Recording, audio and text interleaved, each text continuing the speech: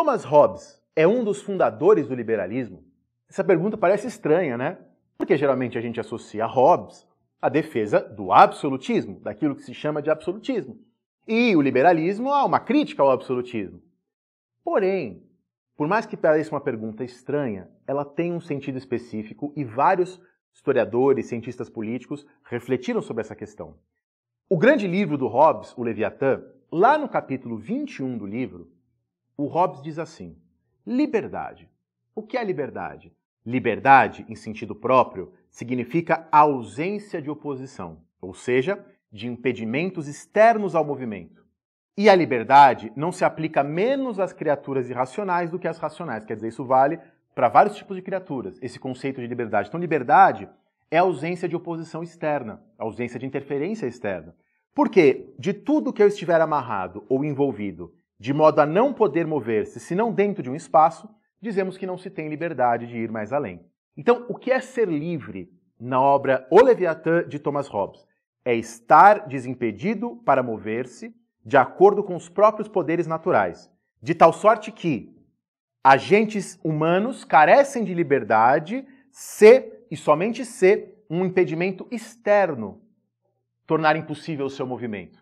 Se eu não me mover porque eu estou com medo, quer dizer, então é algo interno que impede meu movimento, no Leviatã isso não diminui a minha liberdade.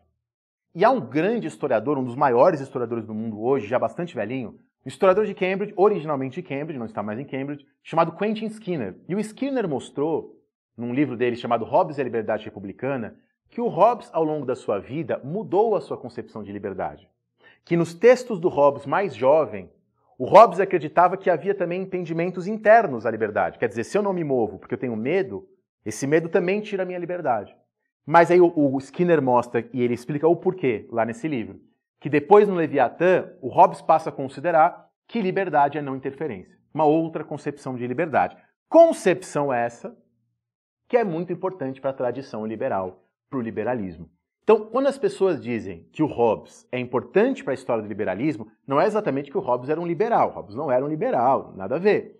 Mas é que ele cria conceitos, ele cria ideias que depois serão utilizadas, inclusive pelas pessoas que vão criticar o Hobbes. Inclusive essa noção bastante liberal de liberdade, que é a liberdade como não interferência. Que é a liberdade como ausência de impedimentos externos às várias formas de movimento, e esse movimento pode ser em vários campos da atividade, da ação humana. Por isso que eu acho o Hobbes muito interessante. É porque, por exemplo, o Hobbes é um defensor daquilo que se chama de absolutismo.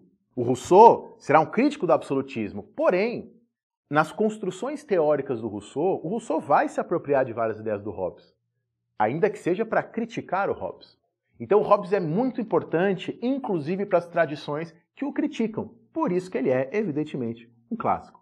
Gostaram dessa reflexão? Espero que sim. Comentem aí embaixo para a gente poder dialogar mais sobre isso.